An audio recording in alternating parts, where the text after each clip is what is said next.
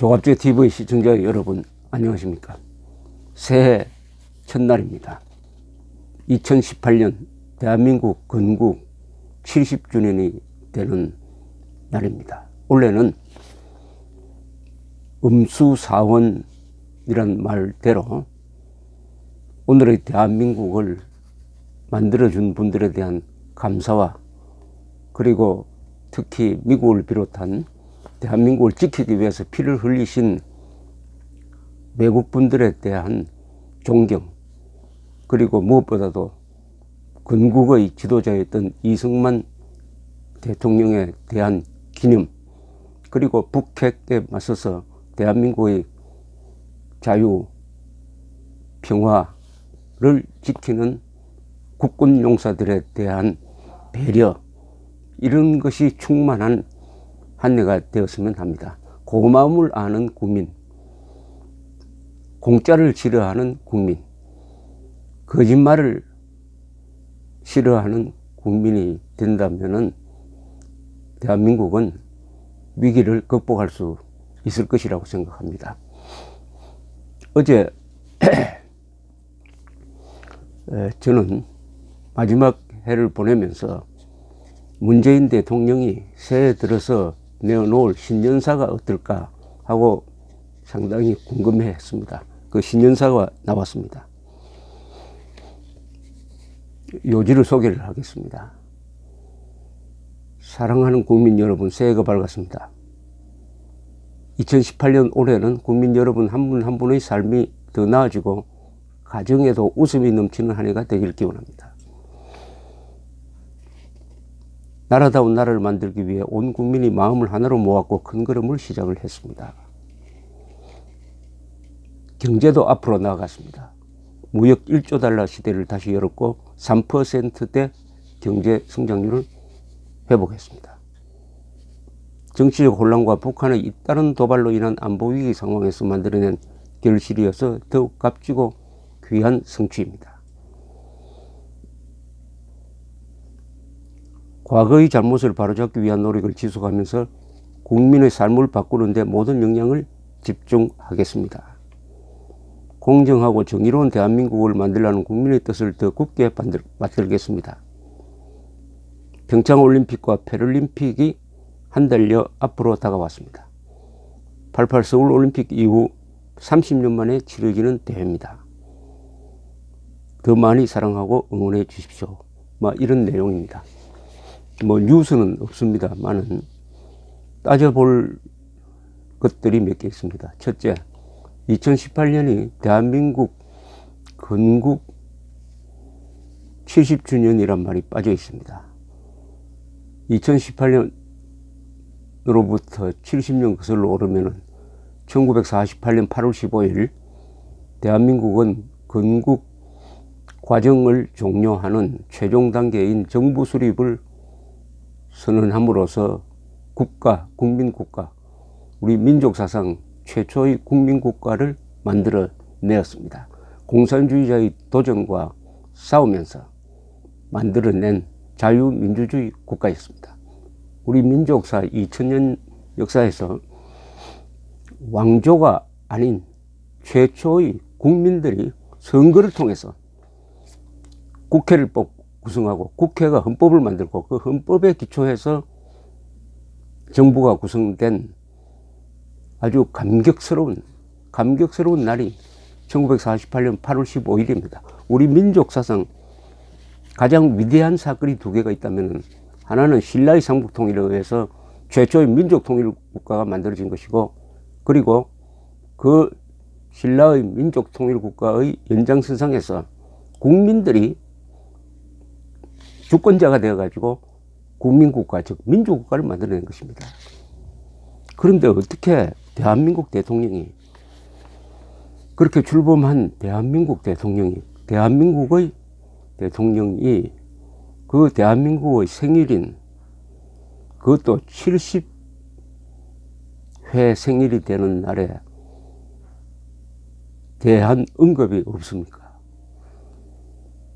이게 이 신년사의 가장 큰 특징이라고 볼 수가 있습니다. 물론 우리는 잘 압니다. 문재인 대통령이 1948년 8월 15일 건국을 인정하지 않는다는 걸 공개적으로 천명한 바가 있습니다. 여기 이렇게 되면 심각한 문제가 발생합니다. 대통령이 공개적으로 1948년 8월 15일의 건국을 인정하지 않는다면 국가 정통성에 심각한 문제가 발생합니다. 이 문제는 앞으로 두고 이 정권을 괴롭힐 것이고 국민을 분열시킬 것입니다.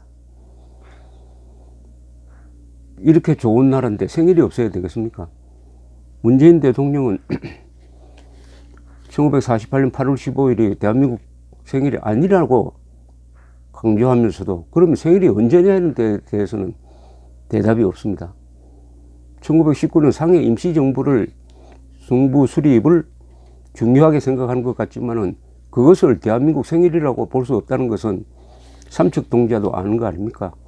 그러니까 상해 임시정부를 만드는 분들도 비록 이승만을 초대 대통령으로 초대하기는 했으나 이게 국가가 아니라는 뜻에서 임시라는 말을 붙였던 것입니다. 임시.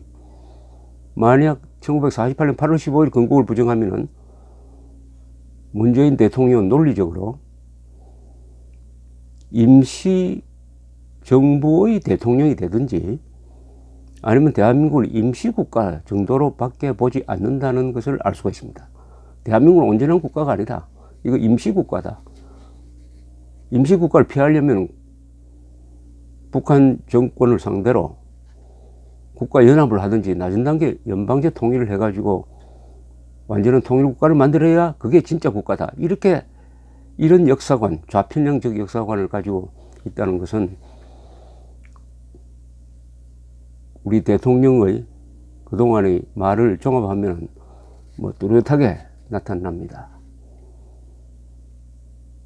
그러면은 대통령이 대한민국을 인정하지 않는데 대한민국이 대통령을 인정할 수가 있습니까? 두고 문제가 될 소지를 2008년 신년사에서 만들었습니다. 불행한 일입니다. 이것은 왜냐? 한반도의 이 이념 무력 대치 상황은 역사관의 대결입니다. 민족사적 정통성이 어디에 있느냐입니다. 북한 정권이 민족사를 이어가는 정통국가라고 한다면 우리는 북한 쪽으로 흡수 통일되어야 합니다. 그렇지 않습니다. 문제는 그렇지 않기 때문에 우리는 그렇지 않으므로 대한민국만이 민족사의 정통국가이고 대한민국만이 공정한 선거에 의해서 수립되었으므로 한반도의 유일한 합법국가다 라고 공인해준 유엔의 결의에 입각하여 대한민국만이 한반도의 유일한 합법 정통국가이므로 우리는 북한을 흡수해 가지고 자유통일해야 한다는 것이 우리 헌법 정신에 여러 군데 못 박혀 있습니다. 헌법을 수호해야 할 의무를 가진 문재인 대통령이 올해를 대한민국 건국 70주년으로 기념하지 않는다면은 대한민국도 문재인 대통령을 인정하기가 어렵게 될 것입니다. 이게 가장 중요한 문제입니다. 그리고 여기에 그러나 위안이 되는 말은 하나 있습니다. 북한의 잇따른 도발, 이 정도로 북한을 비판한 것이 그나마 위안이 되었다. 사실은 그러나 북한의 잇따른 도발로 이렇게 지칭하는 것보다는 북한 정권의 잇따른 도발로, 김정은 집단의 잇따른 도발로 하는 것이 정확한 표현입니다. 북한 안에는 북한 주민도 들어가는데 북한 주민이 도발한 거 없습니다. 우리는 북한을 대할 때 정권과 주민을 분리해야 됩니다. 북한 주민들은 대한민국 국민입니다. 헌법상. 그러니까 북한 주민들이 탈출하면은 별도의 국적 취득 절차 없이 주민등록증을 발급하는 것입니다. 김정은과 한민족 전체의 대결입니다. 지금 구도가. 그러니까 김정은을 고립시켜야 됩니다. 그렇다면 북한에 잇따른 도발은 맞지 않습니다. 김정은에 잇따른 도발이라고 정확하게 써야 됩니다. 북한 주민을 우리의 적으로 돌려서 되겠습니까?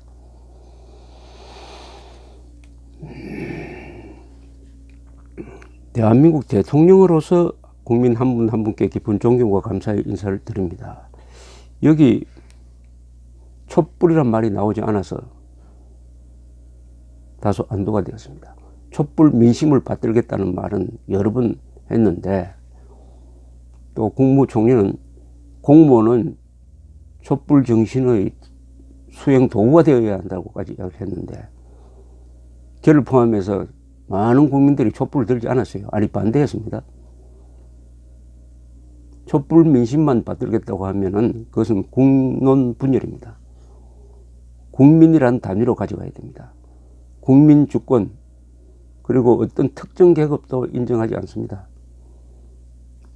그러나 지난 5월 이후에 문재인 정부가 한 여러 가지 정책, 수사, 사면, 구상권 포기 등등을 들여다보면은 문재인 대통령이 존중하는 이 국민이란 말은 사실은 촛불을 들었던 사람 또는 우리 편,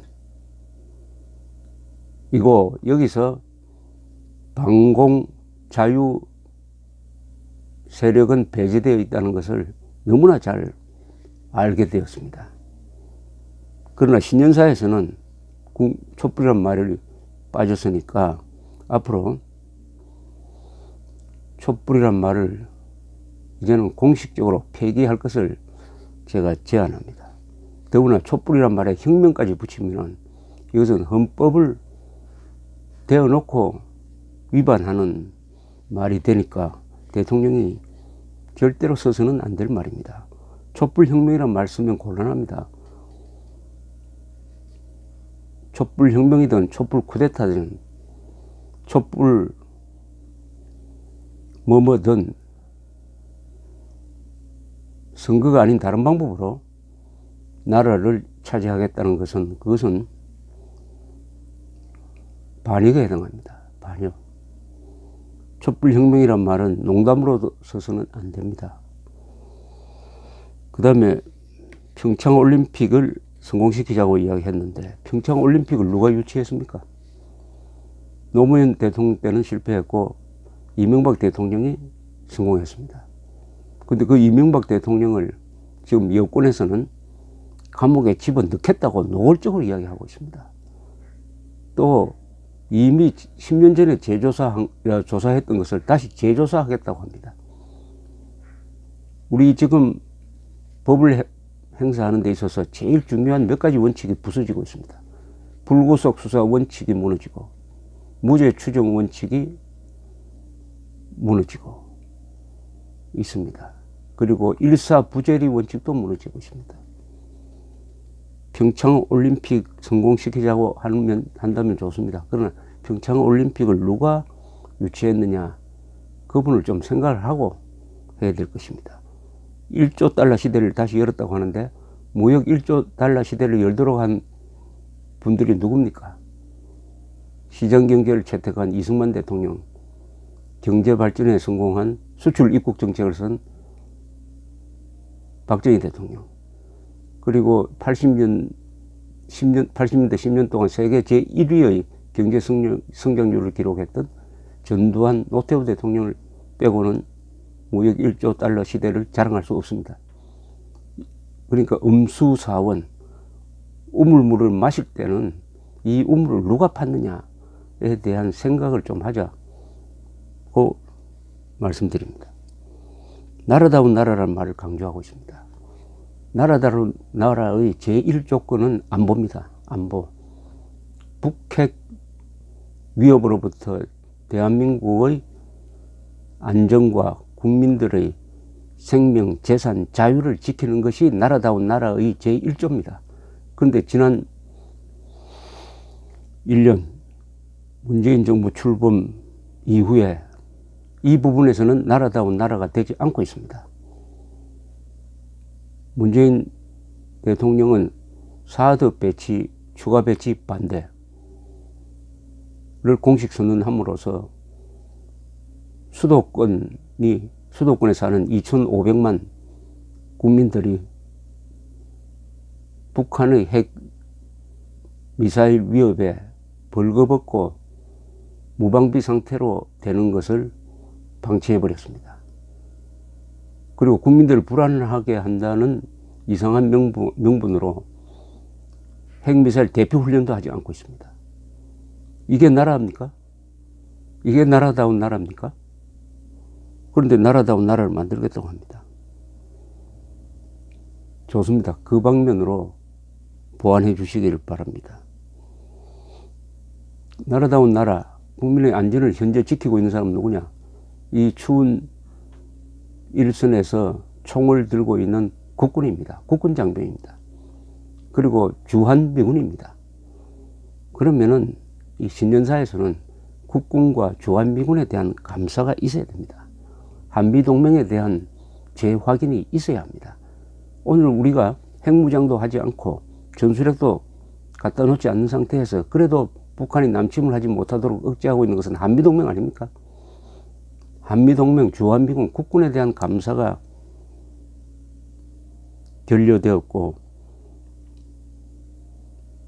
결여된 신년사, 이것은 좀 허전한 느낌을 드는 것입니다.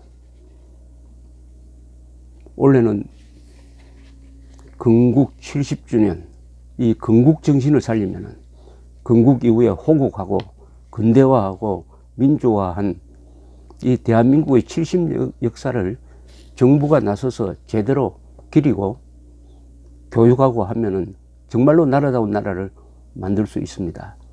올해가 찬스입니다. 그런데 대통령이 대한민국 건국 70주년이란 말 자체를 아주 싫어하고 어떤 경우에는 적대감까지 보이는 상황에서 이 부분은 국민들이 해야 합니다.